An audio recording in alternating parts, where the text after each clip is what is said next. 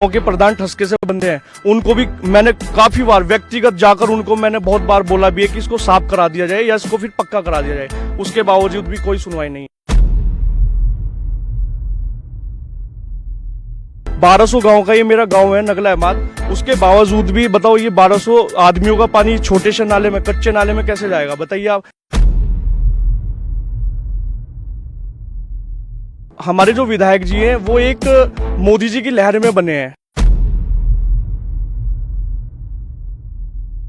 Actual में जो विधायक है स्थानीय, वो कभी भी गांव में आके कभी कोई सर्वे नहीं करते, कोई गांव में आके किसी से कोई बातचीत भी नहीं करते, धरातल पर आकर वो कार्य नहीं करते।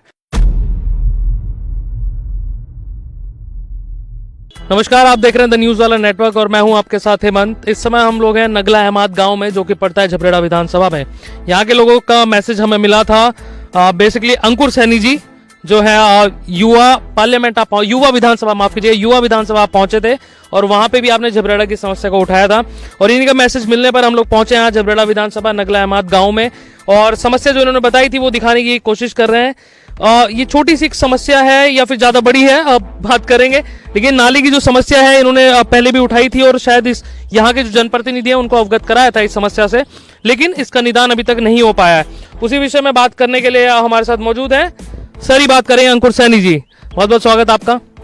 और युवा विधानसभा पहुंचे थे, आपने डिबेट में भी बहुत सारे प्रश्न वहां पे रखे थे झबरेड़ा विधानसभा को लेकर, लेकिन यहाँ के जनप्रतिनिधि जो विधानसभा एक्चुअल में गए हैं, क्या उनसे बातचीत करी आप लोगों ने? आपने देखिए, सर्वप्रथम आपका बहुत बहुत धन्यवाद और जितने भी दर्शक आपकी ये वीडियो देख रहे हैं उनको मेरा नमस्कार।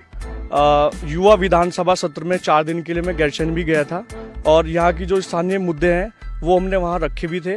और रही बात धरातल की, जो यहाँ के एक्चुअल में जो विधायक है स्थानीय, वो कभी भी गांव में आके कभी कोई सर्वे नहीं करते, कोई गांव में आके किसी से कोई बातचीत भी नहीं करते, धरातल पर आकर वो कार्य नहीं करते। अभी हमारा मेन मुख्य मुद्दा जो था वो किसानों का मुद्दा था। ये तो आप देख ही रहे हैं, आपके सामने है नाला। 4-5 बार विधायक जी को बोल भी दिया है कि ये जो नाला है ये पूरे गांव का, हाँ, ये पूरे बीच का पॉइंट है जो पानी बरसात का जो एग्जिट होता है।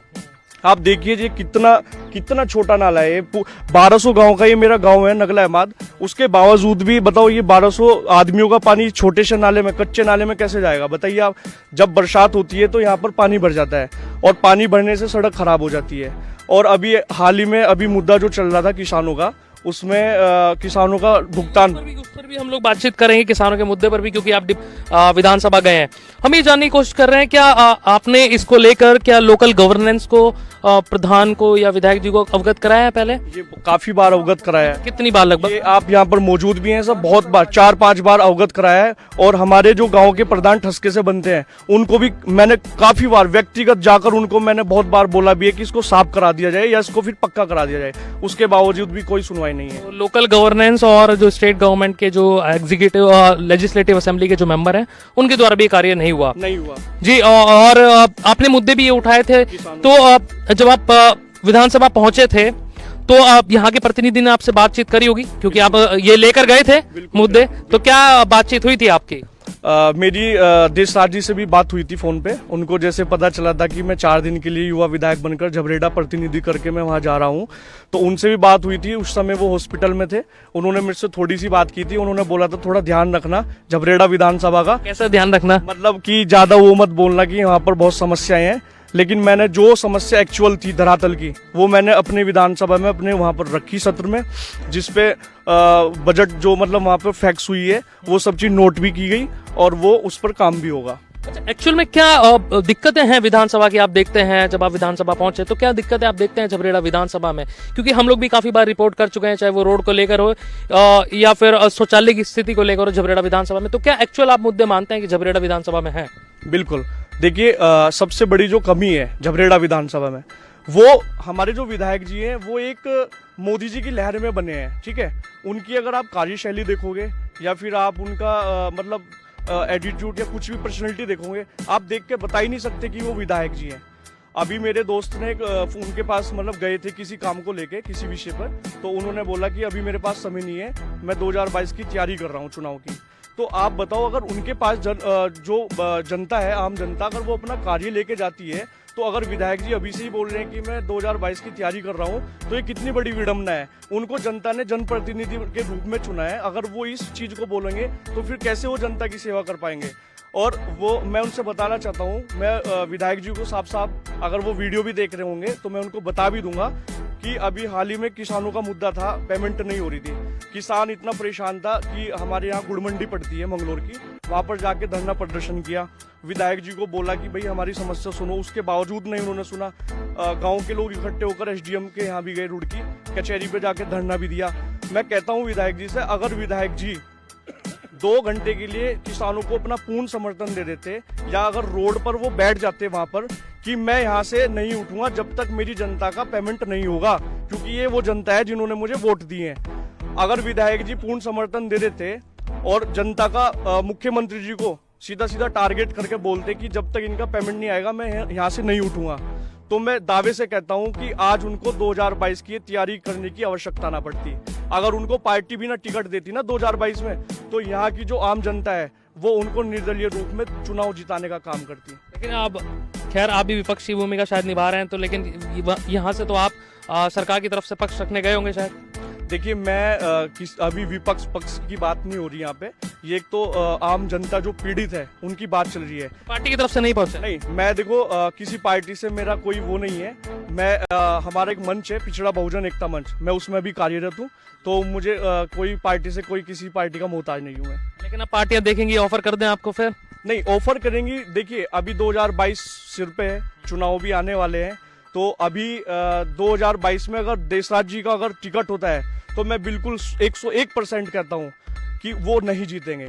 और रही बात पार्टी की, अगर कोई भी, ये कैसे डिसाइड होगा कि वो नहीं जीतेंगे? जीत गए फिर क्या कीजिएगा? उनकी कार्यशैली ऐसी है, मैं दावे से कह रहा हूँ कि वो नहीं जीत पाएंगे। आप जीत गए तो नहीं जीतेंगे, 100% sure, I am damn sure नहीं जीतेंगे। तो जीते कौन? जो अच्छा जनप्रतिनिधि निखर के आएगा। अभी धीरे धीरे पत्ते खुलेंगे, कांग्रेस से कौन आएगा, बीएसपी से कौन आएगा, आम पार्टी से कौन आएगा, सपा से कौन आएगा। जो भी हमारी बात को लेकर समझेगा, हम उस जनप्रतिनिधि को वोट देंगे।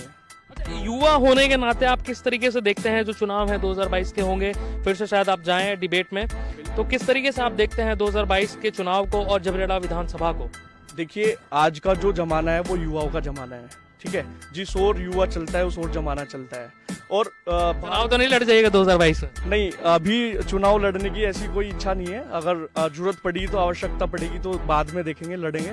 बाकी भारत देश एक ऐसा देश है जिसके अंदर 70 करोड़ युवा देश में रहता है, और युवा आजकल युवा ही सब कुछ, मतलब पार्टी को किसको वोट देनी है वही आज के टाइम में निर्णय लेता है और लेगा। अब युवा जाग चुका है और युवाओं का जोश भी जाग चुका है। चलिए, बहुत बहुत शुक्रिया हमें समय देने के लिए, और जिस हिसाब से आपने कॉल किया था। जी बाबा जी कुछ कह रहे हैं? एक जो है हमारी समस्या, हमारी रोड पर एक जो है विश्राम गृह बन रहा था, वहाँ वो रुका पड़ा है इसके चक्कर में ही ये दबाव में आ गया। एक जो है हमारे गांव का गेट नहीं मिला, सब गांवों के सामने गेट लगे हुए हैं, हमारे गांव के सामने गेट नहीं बना वहाँ से। हाँ जी, गाँव कौन सा है? हाँ, ये पता नहीं चलता।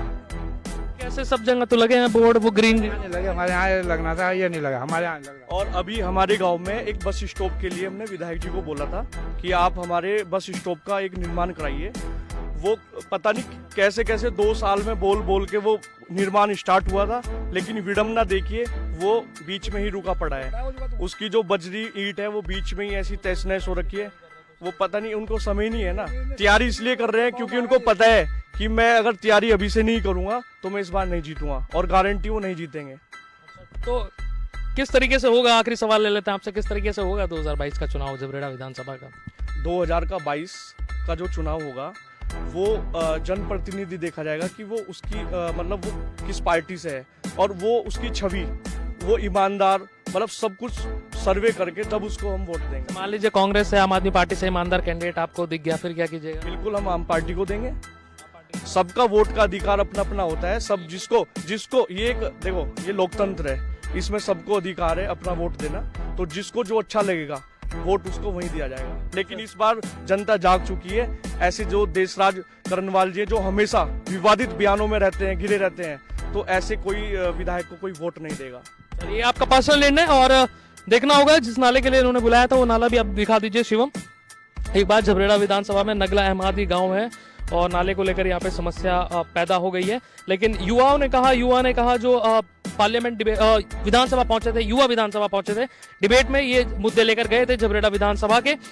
आने वाले समय में देखना होगा क्या होगा जबरेड़ा विधानसभा में। लेकिन बड़ी अभी कॉम्प्लिकेटेड सी स्टोरी शायद जबरेड़ा विधानसभा से हो गई है, क्योंकि सारी पार्टियां एकदम एक्टिव हैं, चाहे वो बीजेपी हो, कांग्रेस हो, आम आदमी पार्टी हो या अन्य कोई पार्टी हो, सारी पार्टियां एक्टिव हैं। लेकिन मुद्दे जबरेड़ा विधानसभा के, उन्हीं पर चुनाव होगा शायद 2022 में। इस तरह की स्थिति शायद अभी पैदा हो रही है, देखना होगा। बने रहिए द न्यूज वाला नेटवर्क के साथ। अगर ये वीडियो आप हमारे फेसबुक पेज पर देख रहे हैं, लाइक कीजिए, फॉलो कीजिए और शेयर कीजिए, और यूट्यूब चैनल पर देख रहे हैं तो चैनल को सब्सक्राइब जरूर कीजिए। कैमरा पर्सन शिवम के साथ द न्यूज वाला नेटवर्क, शुक्रिया।